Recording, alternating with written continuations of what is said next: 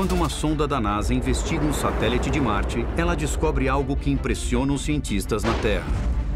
Eu dei uma olhada na imagem de Phobos e literalmente não acreditei no que vi. Uma grande estrutura eleva-se sobre a superfície da Lua. Se você estivesse na superfície de Phobos, ela seria como um arranha-céu. Ela é tão perpendicular que chega a parecer artificial.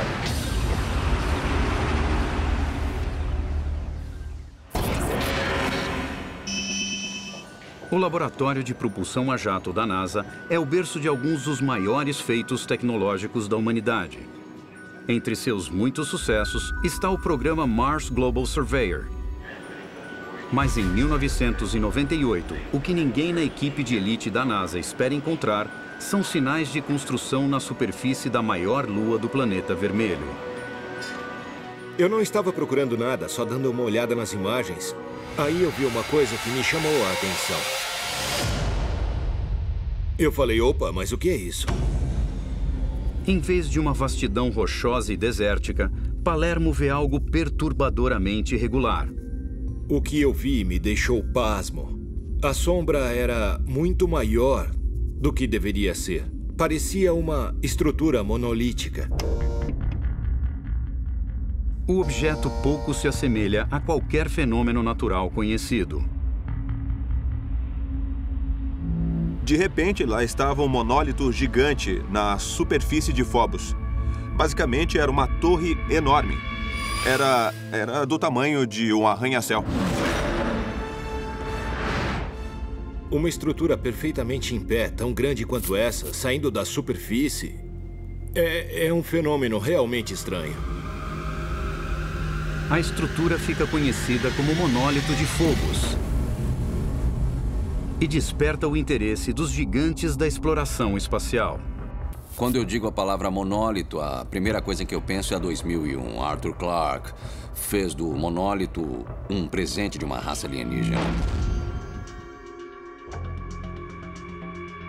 Em 2001, uma odisseia no espaço, uma civilização desconhecida espalha monólitos enormes pelo sistema solar como sinais para contatar a humanidade.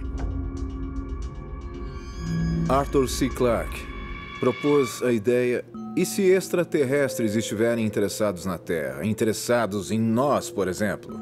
Se uma raça extraterrestre quisesse fazer contato com a raça humana, mas sem interferir na nossa evolução, ela colocaria uma mensagem logo além do nosso alcance. Mas os cientistas planetários da NASA têm uma explicação para a presença do monólito que não envolve extraterrestres. Por mais que eu fique empolgado com a ideia de um monumento deixado por uma civilização alienígena, a hipótese mais provável é que seja apenas um rochedo. É um rochedo enorme apoiado em uma das pontas. Embora um rochedo do tamanho de um arranha-céu, apoiado precariamente sobre uma extremidade, pareça improvável, a gravidade fraca da pequena Lua possibilita coisas estranhas. Nesse ambiente de gravidade fraca, não faz muita diferença se o rochedo está apoiado em uma ponta ou deitado de lado. As coisas tendem a ficar do jeito que elas caem nesses corpos. Provavelmente, o monólito é só um rochedo gigante lançado por um evento catastrófico. Até chegarmos a Phobos, todas as teorias sobre a origem do monólito não passam de especulações. O que você está vendo não foi criado por computadores. Esta é uma gravação real de um encontro com objetos não identificados no céu da Noruega. São esferas flutuantes, luzes que parecem pairar no ar. O que seriam elas? No mundo todo, visões estranhas causam terror.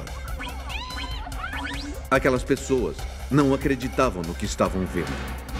E então, após diversas visões, ocorre um terremoto devastador.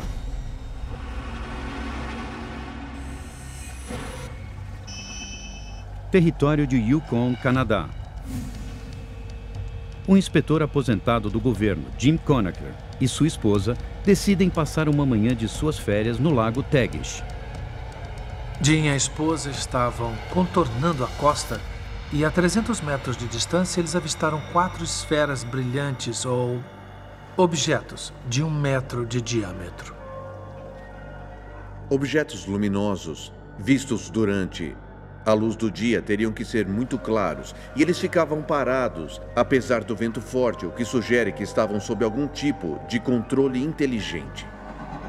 É difícil imaginar que seja um fenômeno natural. E o modo como agiam era difícil de acreditar. O primeiro pensamento foi: o que são essas esferas? O que podem ser? A suspeita sobre elas ainda existe. As 4 luzes se moviam sobre a montanha e seguiram em direção a outras luzes que apareceram. Parece que elas se juntaram e foram embora. Na volta das férias, Conacher decide descobrir o que eram aquelas estranhas luzes. Mas, segundo o investigador Martin Jacek, sua pesquisa não obteve resposta. Ele enviou as imagens para o Instituto do Tempo, que enviou para o Departamento de Defesa Nacional. Disseram para ele que o caso era sigiloso e isso era muito intrigante. Os Conachers não foram os primeiros a ver aquelas luzes. Elas foram relatadas no mundo todo e a NASA quer saber por quê. O cientista da NASA, Friedemann Freund, investiga o fenômeno. Ele descobre que estas visões têm um precedente histórico. Há 200, 300 anos, as pessoas descreveram com grande precisão o mesmo fenômeno que estamos observando hoje. Portanto, eu acredito que essas luzes são um sinal de alerta de que algo dramático vai acontecer. Em 15 de agosto de 2007, o fenômeno causa terror nos céus de Lima, no Peru. Em Lima, um avião ia pousar e o piloto estava comunicando para a torre: eu vejo luzes por todos os lados, aqui, ali e ali. O avião pousa em segurança, mas relatos de mais e mais luzes no céu chegam de todo o país. E horas depois das visões, o Peru é atingido por um evento tectônico devastador.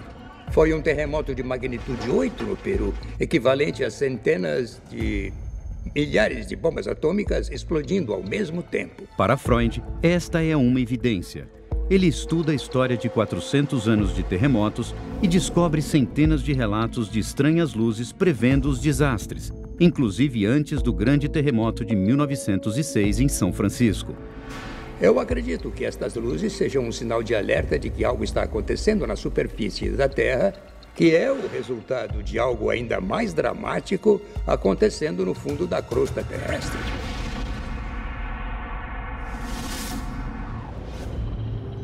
Culturas antigas do mundo todo viam os cometas como prenúncio de destruição. Mas com o avanço da ciência, veio a compreensão e o temor diminuiu. Em 2013, quando os olhos do mundo viraram para o céu para a chegada do cometa Ison, eles o observaram sem medo. Pelo menos no início. O cometa Ison foi divulgado como o maior e mais brilhante cometa em muito tempo. Todo mundo estava esperando o cometa Ison. O pessoal tinha grandes expectativas em termos de como ele seria e qual seria o valor científico dele. Desde a descoberta do cometa em setembro de 2012, a NASA rastreou a quantidade de gelo e poeira desde uma região distante do sistema solar, conhecida como nuvem de Oort. A nuvem de Oort é um grupo de cometas que orbita o Sol a uma distância que é 10.000 vezes a distância entre o Sol e a Terra. Dos milhões de cometas presos em órbitas distantes, algo impulsiona o Ison em sua viagem de milhões de anos na direção do Sol. E o nosso planeta está bem nessa rota. É muito difícil ver um cometa chegar assim tão perto do Sol. Então é intrigante ver isso. A NASA vai a limites extraordinários para capturar imagens do viajante interplanetário. Ela até cria um telescópio montado em um balão especial para o evento. Mas é uma imagem do telescópio Hubble que causa comoção na Terra. Quando nós passamos a observar melhor, ele tinha um formato que não fazia sentido. Era quase um formato triangular, algo que parecia muito artificial. Você vê um objeto em forma de V brilhando. Para quem não está acostumado, pode parecer um visual saído de um seriado de ficção científica. Quando se olha para a foto, fica fácil entender porque alguém acharia que é uma nave alienígena. Porque parece algo que saiu direto de um filme. Se você pensar bem, um cometa seria um disfarce perfeito para uma espaçonave passar sobre a Terra. A ansiedade cresce conforme ele segue em direção ao Sol. Mas depois das imagens iniciais intrigantes, o intitulado Cometa do Século não volta a aparecer por trás do astro. De repente, ele desapareceu. É como se aquela coisa enorme simplesmente sumisse. Em busca de uma explicação, a NASA procura pelo caminho projetado do cometa com telescópios em terra e no espaço. A gente achava que tinha sumido e de repente, bum, estava ali. Mas o intruso da parte externa do sistema solar parece ter sofrido durante sua passagem pelo Sol. O objeto passou tão perto do Sol que ele aqueceu de forma intensa e foi totalmente destruído. Tudo o que sobrou foi poeira e gás. A destruição do Ison deixou os cientistas com poucas informações sobre o cometa. Mark D'Antonio está investigando as imagens do Hubble.